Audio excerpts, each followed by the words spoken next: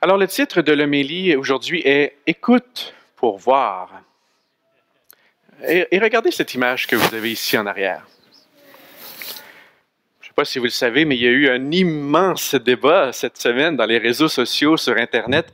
Et la question, de quelle couleur est cette robe? OK? Regardez bien. Ça semble évident, n'est-ce pas? Eh bien, il y a des gens qui disent, qui sont absolument convaincus que cette robe, elle est noire et bleue. OK? Noir et bleu. D'autres disent, ben non, elle est blanche et dorée. Okay? Un petit test. Qui ici dirait qu'elle est noire et bleue? Levez donc la main, ceux qui pensent que noir et bleu. OK. Blanche et dorée? Majorité, hein? Le débat est incroyable.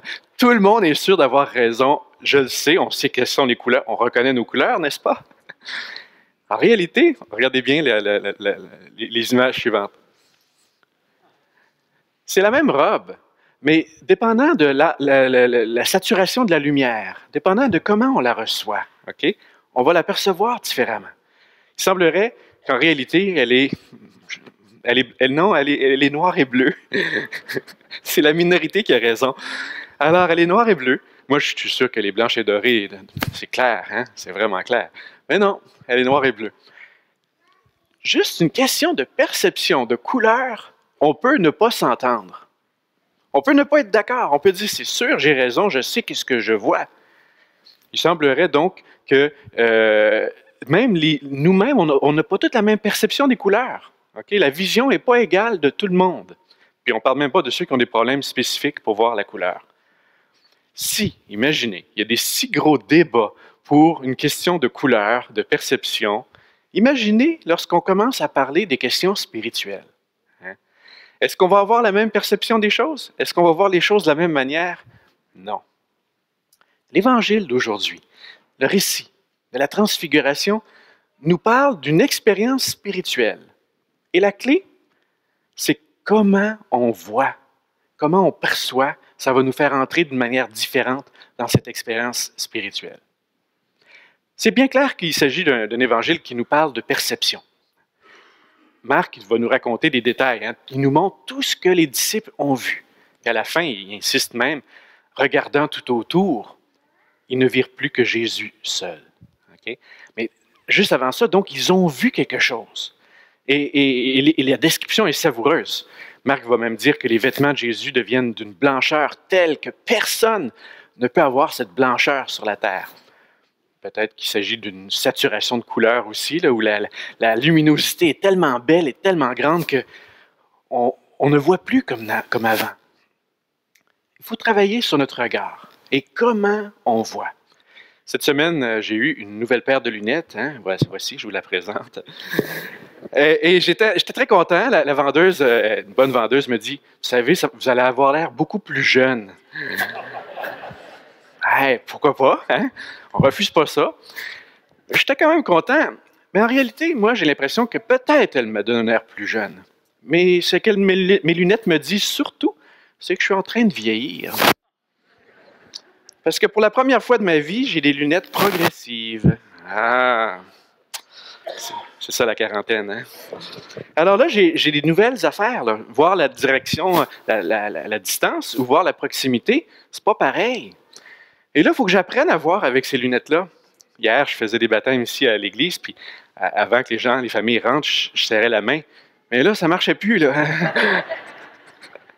Il va falloir que je réapprenne mes distances, là. Alors, la perception, le regard.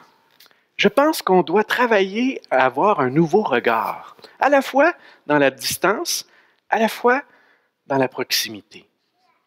Et si c'était ça, le début d'un cheminement spirituel? Apprendre à voir de manière juste en toutes circonstances. Jésus nous amène sur la montagne, comme ses disciples, pour nous donner une vision de distance, un horizon. Et dans cette période du carême, je pense qu'on a besoin de ces moments-là avec Jésus, de monter sur la montagne, de prendre un peu de recul sur notre vie, d'être attentif avec Jésus à qu'est-ce que Dieu vient nous dire dans notre vie. On a besoin d'horizon, de distance.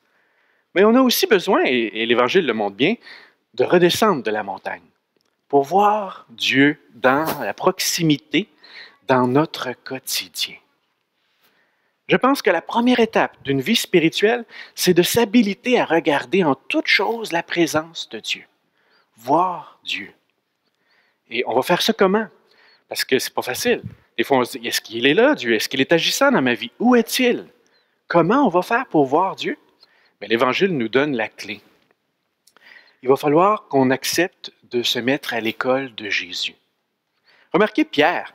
Pierre, il vient de vivre une expérience extraordinaire et il a de la misère, Pierre. Hein? Il cherche, on dit qu'il est terrifié, qu'il ne sait pas quoi dire. Ça ressemble à une expérience spirituelle. Assez souvent, quand on vit des choses si grandes, si belles, les expériences semées, le langage est inadéquat pour décrire qu'est-ce qui est en train de se passer. Et Pierre, il veut comme, en quelque sorte, beaucoup de réflexions se sont faites sur c'est quoi, pourquoi il veut faire 3 tentes en haut de la montagne. Oui, on pourrait dire il veut rester en haut là, je suis bien ici, je ne veux pas qu'on s'en aille. D'autres voient l'idée que Pierre, en quelque sorte, veut avoir un peu un contrôle. Hein, il va contrôler dans une petite tente là, l'expérience spirituelle, on sait où est-ce qu'elle est. Il reste qu'il n'est pas adéquat dans son langage. Et je pense que dans nos expériences spirituelles, on a tous à apprendre à aller plus loin. Dieu est plus grand que nos mots, que notre langage, que notre manière de nous exprimer. Et même si on n'a pas tous des lunettes physiquement, on a tous des lunettes intérieurement. Et je pense qu'on est invité à changer nos lunettes de notre cœur pour découvrir qui est Dieu. Et passer de la peur, la terreur, à la découverte d'un Dieu amour. Et la clé pour faire ce passage-là, c'est passer de la vue à l'écoute. Écoutez-le, nous dit le texte. Écoutez-le. Si on veut grandir dans notre vie spirituelle aujourd'hui, si on veut apprendre à voir Dieu en toutes choses, il faut se mettre à l'écoute de sa parole.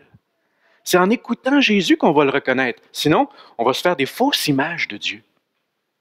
On va avoir une fausse perception. En écoutant Jésus, en écoutant la parole, on découvre que Dieu est un Dieu d'amour. Celui-ci est mon Fils bien-aimé. Il le redit dans l'Évangile. C'est dit et c'est redit, probablement parce qu'on a encore du travail à faire pour transformer notre regard, nos lunettes intérieures. Et ça signifie que pour nous, en cette période du carême, si on prenait ce temps-là, si on écoutait Jésus, si on écoutait ce qu'il a à nous dire, écoutez-le. Comme quand quelqu'un, en pleine conversation, quelqu'un parle trop, puis on dit « Stop, écoute-moi ». Il me semble que c'est ça que Dieu nous dit ce matin, aujourd'hui. Stop, écoute-moi, j'ai quelque chose à te dire. En ce temps du carême, écoutons la parole. Ce n'est pas tout de l'écouter juste un instant, parce que le récit, qu'est-ce qu'il nous dit? C'est qu'en descendant la montagne, Jésus leur parle, puis il leur dit « Attendez, ne racontez à personne ce que vous avez vu. Attendez. Pourquoi?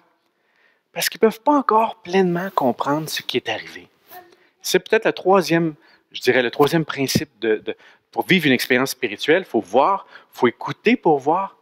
Il faut écouter patiemment, dans le temps, dans la durée. Des fois, on voudrait voir Dieu agir immédiatement dans nos vies. On voudrait le reconnaître tout de suite. Mais en fait, c'est dans la patience, c'est avec le recul qu'on découvre, oui, Dieu était vraiment là. Il était avec moi. Et pourquoi? Parce que le mont Tabor, cette expérience, donc sommet, ne peut trouver tout son sens qu'à la lumière du mont Golgotha. Ce Dieu puissant et fort, ça révèle un Dieu étonnant, déconcertant, un Dieu faible, un Dieu qui donne sa vie, qui meurt en croix. Ce n'est que dans le mystère de la mort-résurrection de Jésus qu'on va vraiment avoir une vision ajustée de ce qu'est Dieu. Ça prend du temps. Ça prend du temps, ça prend, je dirais, une confiance aussi. Et peut-être des fois, il faut traverser des épreuves pour vraiment saisir le fond des choses. Alors, en ce temps du carême, je termine avec ça. Moi, je souhaite qu'on ajuste notre vision. Tout le monde. Hein? Qu'on ait toutes des nouvelles lunettes. Qu'on voit la vraie couleur des choses autour de nous. Je souhaite qu'on puisse voir Dieu dans le quotidien, dans les moments forts. Je souhaite que pour voir ainsi, on accepte de se mettre à l'école de Jésus, patiemment. Et il va nous révéler sa gloire. Il va nous révéler qu'il est vraiment à l'œuvre dans chacune de nos vies. Et moi, j'en suis convaincu. On n'a pas fini de voir l'amour que Dieu a pour nous. Que dans notre Eucharistie, il nous donne d'entrer dans cette nouvelle vision de notre propre vie.